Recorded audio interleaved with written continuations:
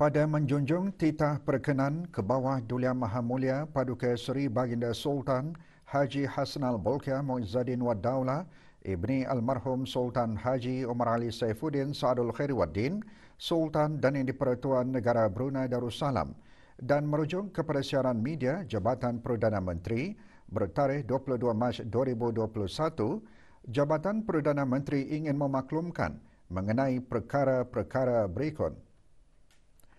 Penangguhan kebenaran kemasukan warga negara asing daripada Malaysia termasuk perjalanan transit melalui pos-pos kawalan darat dan laut dengan melintasi negara Brunei Darussalam adalah dilanjutkan selama 14 hari lagi, iaitu dari 7 April sehingga 22 April 2021, kecuali bagi kemasukan atau perjalanan transit yang telah diberikan kebenaran oleh Kerajaan Negara Brunei Darussalam.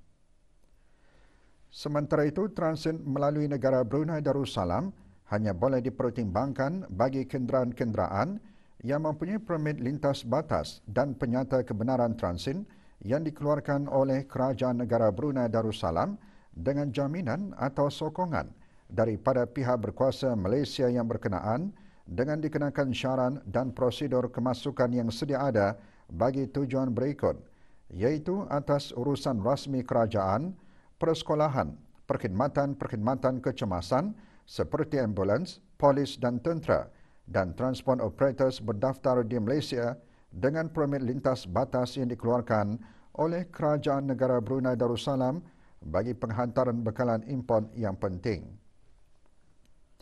Penangguhan sementara kebenaran bagi pengambilan dan penghantaran barangan milik individu di lokasi-lokasi khusus di perkerangan sempadan, checkpoints, yang dibuat oleh runners berdaftar di negara Brunei Darussalam juga adalah dilanjutkan selama 14 hari sehingga 22 April 2021. Penangguhan sementara kebenaran bagi keluar dan masuk negeri secara ulang-alik komuter melalui pos-pos kawalan darat maupun laut bagi tujuan pekerjaan adalah juga dilanjutkan selama 14 hari sehingga 22 April 2021. Syarat-syarat bagi pertimbangan keluar masuk yang dinyatakan di atas adalah tertakluk kepada penelitian jawatan kuasa pandu hal ehwal rentas sempadan dari semasa ke semasa. Bagi sebarang makluman lanjut dan terperinci, boleh menghubungi travel hotline di talian 120 semasa waktu bekerja.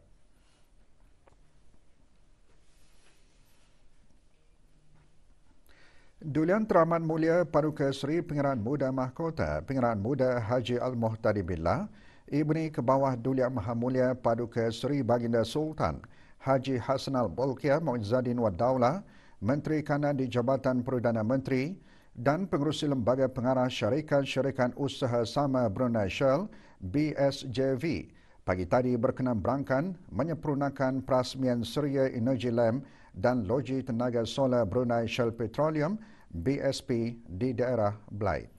Keberangkatan Duli Yang Teramat Mulia di helipad Ibu Pejabat BSP dijunjung oleh Yang Berhormat Datuk Seri Setia Dr. Awang Haji Muhammad Amin Liu bin Abdullah, Menteri di Jabatan Perdana Menteri dan Menteri Kewangan dan Ekonomi kedua, selaku Ahli Lembaga Pengarah BSP, Datuk Seri Paduka Awang Haji Mat Satejo bin Sokiau, Pemangku Menteri Tenaga, Awang Muhammad Yassin bin Haji Ahmad, Pemangku Pegawai Daerah Blaid, dan Yap Kong Fah, Timbalan Pengarah Urusan dan Pengarah Teknikal BSP.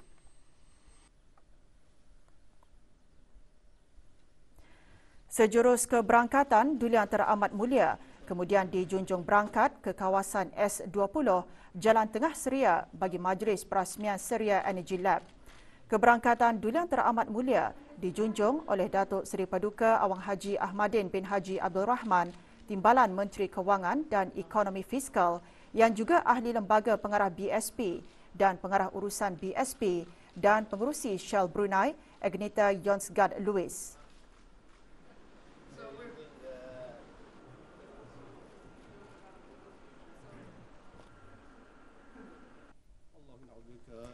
Majlis bermula dengan bacaan surah Al-Fatihah dan doa selamat dipimpin oleh Yang Berhormat Pihin Orang Kaya Paduka Seri Utama Datuk Paduka Seri Setia Haji Awang Salim bin Haji Besar.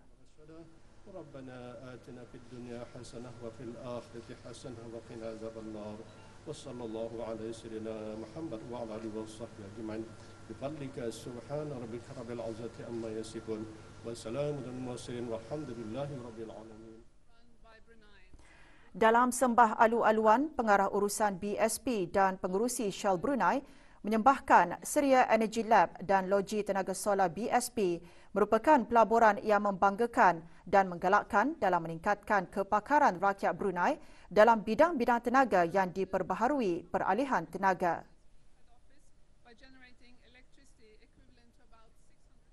With its 5 new interactive exhibitions, which we'll soon have a tour of, and its all Brunei team of proactive educators, the Surya Energy Lab will shape Brunei Darussalam's future scientists, engineers, and even pilots. Using science, technology, engineering, mathematics, or STEM, the Surya Energy Lab captures the imaginations and fuels the inspirations of visitors to be part of Brunei Darussalam's future energy journey. Duli Yang Teramat Mulia berkenan menyempurnakan perasmian Surya Energy Lab. Bismillahirrahmanirrahim. Salawat and salam to our Prophet Muhammad sallallahu alaihi wasallam. I officially open the Surya Energy Lab.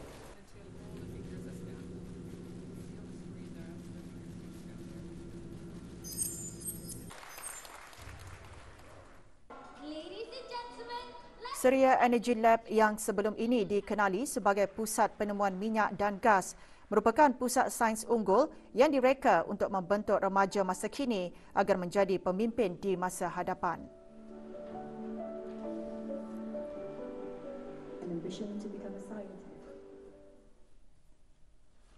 Surya Energy Lab melalui Shell and Explorers yang merupakan program pendidikan STEM bersama dengan pameran-pameran baharu dihasrat untuk menarik minat pelajar dan belia mengenai tenaga yang diperbaharui, alam sekitar dan inovasi.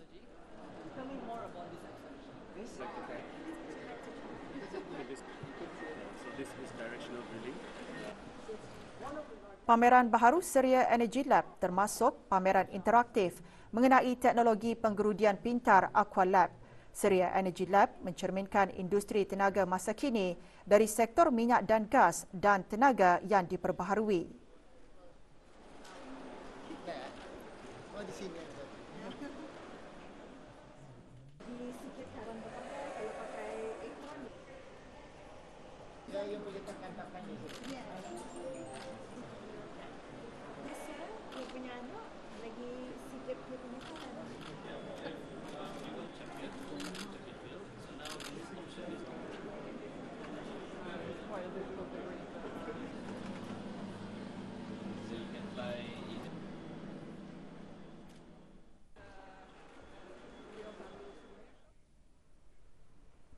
Duli Yang Teramat Mulia kemudian berkenan berangkat merasmikan Loji Tenaga Solar BSP di kawasan G11 Jalan Tengah Seria.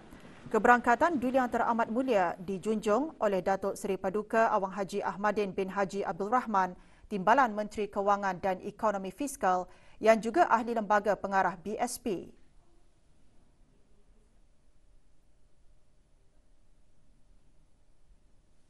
Bismillahirrahmanirrahim. Salawat and salam to our Prophet Muhammad sallallahu alaihi wasallam. I officially open the Brunei Shell Petroleum Solar PV plant.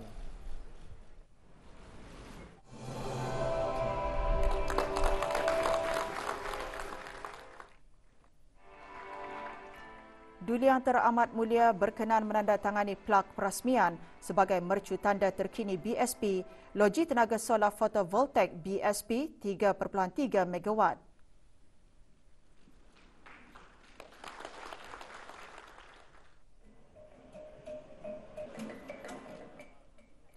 Loji Tenaga Solar BSP yang mengambil masa kira-kira 7 bulan untuk disiapkan menggunakan hampir 7,000 panel solar terkini. Jumlah tenaga suria yang dihasilkan sebanding dengan penggunaan tenaga bagi 600 isi rumah setahun dan akan mengimbangi sebahagian dari tenaga yang digunakan oleh ibu pejabat BSP. Tenaga yang dihasilkan akan menyumbang kepada sasaran negara untuk menghasilkan 100 megawatt tenaga yang diperbaharui menjelang tahun 2025.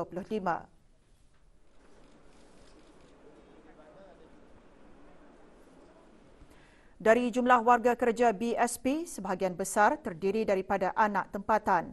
Projek loji tenaga solar BSP juga digunakan sebagai batu loncatan untuk mengembangkan kemahiran dan kebolehan warga kerja tempatan dalam tenaga yang diperbaharui. Keberangkatan Duli Yang Teramat Mulia ini mencerminkan sokongan Duli Yang Teramat Mulia ke arah merealisasikan pembangunan ekonomi dan kesejahteraan rakyat di negara ini.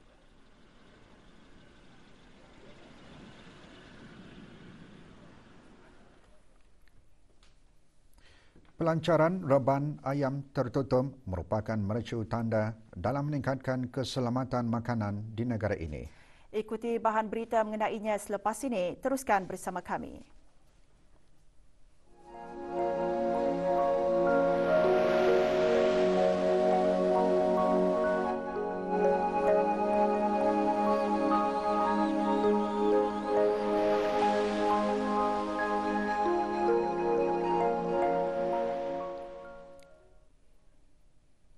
Penglihatan anak bulan Ramadan tahun 1442 Hijrah akan dilakukan di seluruh negara pada petang hari Isnin 12 April 2021 bersamaan 29 Syakban 1442.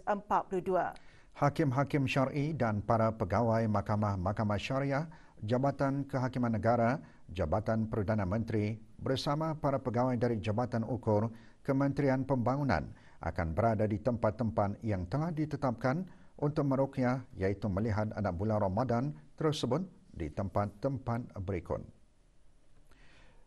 Menara DST Bangunan Ibu Pejabat DST Lebuh Raya Tunku, Bukit Agok Jerodong, Tanjung Batu Kampung Sabun, Bukit Ambong Daerah Tutong dan Bukit Lumut Daerah Blaid. Pengumuman 1 Ramadan pada tahun 1442 Hijrah akan disiarkan melalui radio televisyen Brunei. Sebaik sahaja hasil ruqyah diperolehi, orang ramai diminta memberikan kerjasama supaya tidak mendekati tempat-tempat tersebut.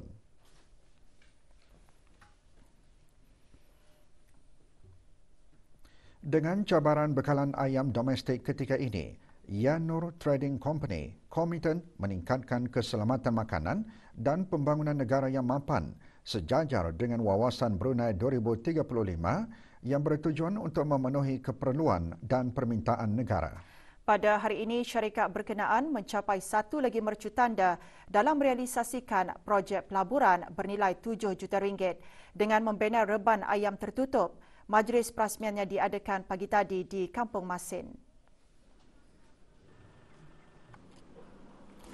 Perasmiannya disempurnakan oleh Yang Berhormat Datuk Seri Setia Awang Haji Ali bin Apong, Menteri Sumber-Sumber Utama dan Pelancongan. Juga hadir Tuan Yang Terutama Rajneesh Kumar, Pesuruhjaya Tinggi India di negara Brunei Darussalam. Kemudahan tersebut terletak di atas tanah berkeluasan 15 ekar.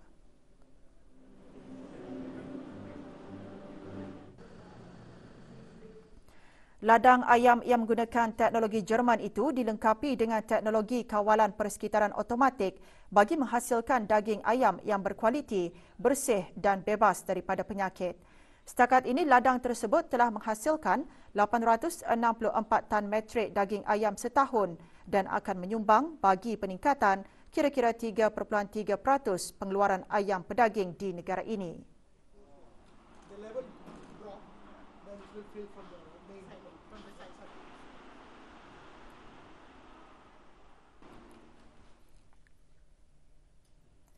Program keusahawanan runcit memberi peluang kepada anak tempatan untuk mendapat pengalaman dalam mengendalikan kedai. Menurut Menteri di Jabatan Perdana Menteri dan Menteri Kewangan dan Ekonomi kedua, program tersebut memberi pendedahan kepada trend pasaran dan membolehkan anak-anak muda bangkit dalam merebut peluang yang disediakan oleh kerajaan dan bersedia menghadapi cabaran untuk berjaya. Yang Berhormat Datuk Seri Setia Dr. Awang Haji Muhammad Amin Liu bin Abdullah menyatakan perkara tersebut semasa ditemui pada pelancaran program keusahawanan runcit The Junction yang dilancarkan oleh Ghanim International Corporation Sendirian Berhad, iaitu sebuah syarikat di bawah Darussalam Asset Sendirian Berhad. Majlis pembukaan rasmi 3 kedai serba aneka The Junction berlangsung di The Corner, Tunku Estate Armada, BIPD Connect Lambang dan Dewan Kemasyarakatan Mentiri. During the course of these few years, so we also see the potential of letting the locals to take over the stores over time. So then we started work on developing a branding. And so eventually we arrived at the junction. So now we come up with a sort of franchisee arrangement.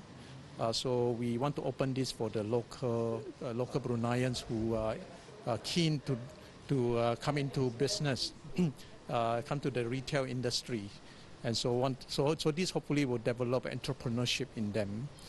So this is a start. And of course, we will need to give them quite a lot of support. So today we just launched 3 stores, but our aim obviously is to do more. And so there are a number of other places that we already identified. Hopefully we will materialize them soon. So we will continue this journey. So hopefully the entrepreneurs, after they are successful in running convenience store, they will gain a lot of experience. Pelancarannya disempurnakan oleh Menteri di Jabatan Perdana Menteri dan Menteri Kewangan dan Ekonomi kedua. Juga hadir Datuk Seri Paduka Haji Abdul Manaf bin Haji Matusin, Timbalan Menteri Kewangan dan Ekonomi dan Pengerusi Ghanim International Corporation, dan Datuk Seri Paduka Wang Haji Ahmadin bin Haji Abdul Rahman, Timbalan Menteri Kewangan dan Ekonomi Fiskal.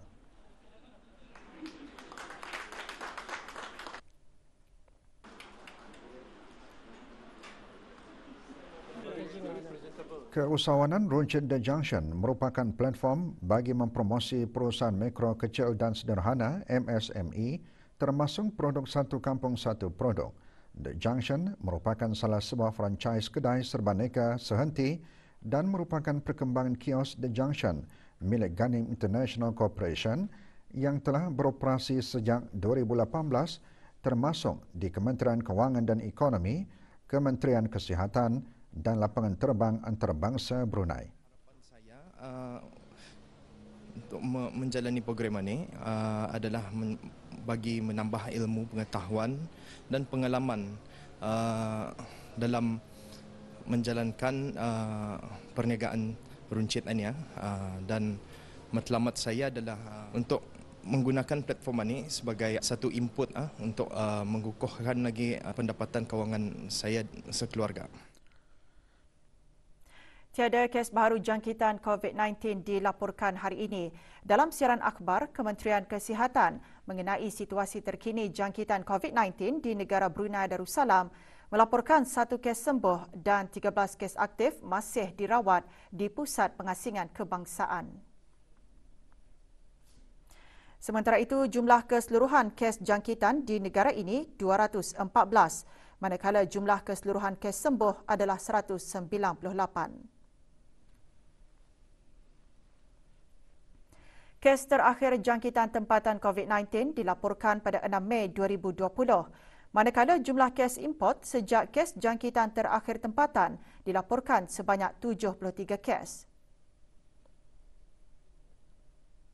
474 orang sedang menjalani pengasingan diri mandatori, 16,212 orang menamatkan pengasingan diri mandatori sejak Mac 2020. Manakala 136 sampel ujian virus SARS-CoV-2 telah dilaksanakan, menjadikan jumlah keseluruhan ujian makmal yang dijalankan sejak Januari 2020 kepada 115,815. Maklumat lanjut dan perkembangan terkini layari laman sesawang Kementerian Kesihatan dan talian Kesihatan 148.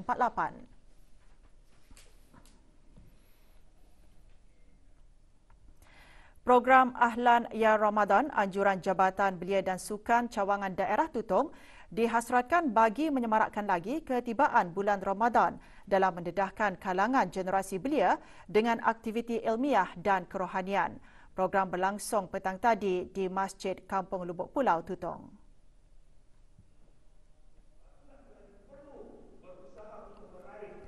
Hadir Yang Berhormat Awang Haji Abdul Wahab bin Apong, Ahli Majlis Mesyuarat Negara.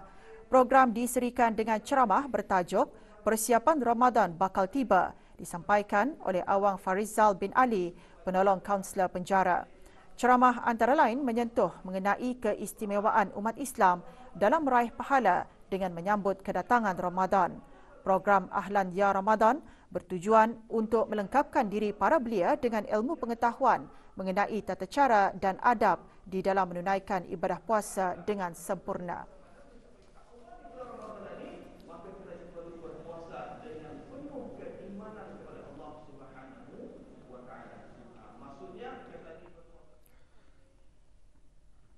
...177 orang dilanting untuk mengimamkan sembahyang sunat tarawih berjemaah bagi tahun 1442 Hijrah bersamaan 2021 Masihi di 79 buah masjid di seluruh negara.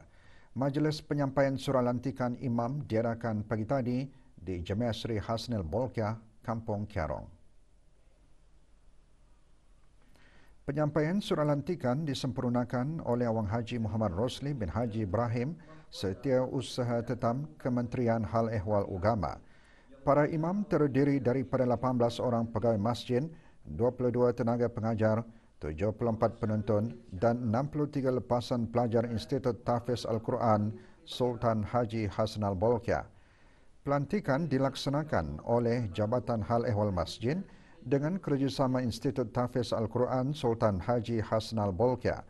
Penempatan imam tarawih dari kalangan pelajar dan lepasan pelajar Institut Tahfiz Al-Quran Sultan Haji Hasnal Bolkiah antara lain bertujuan membolehkan mereka untuk mengulang kaji hafazan, memantapkan hafazan di samping meraih pengalaman sebagai seorang imam.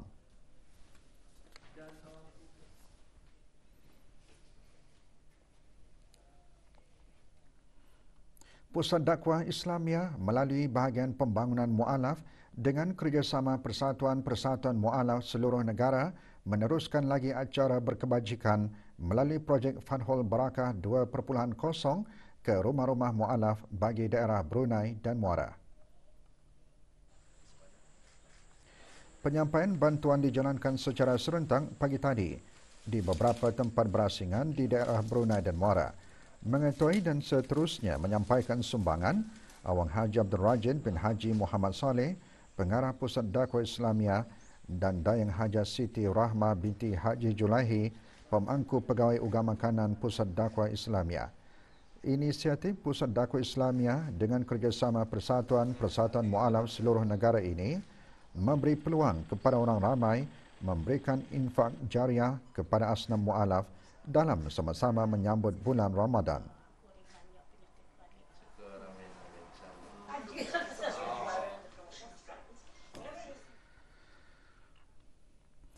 Dalam sama-sama berbagi rezeki dengan keluarga yang memerlukan sebagai persediaan mereka menjelang bulan Ramadan, 5 buah keluarga yang kurang berkemampuan dari Kampung Sengkarai, Kampung Penabai dan Kampung Kuala Ungar di daerah Tutong pagi tadi menerima sumbangan menerusi projek Jalinan Kasih yang dikendalikan oleh Radio Televisyen Brunei melalui bahagian perkhidmatan radio.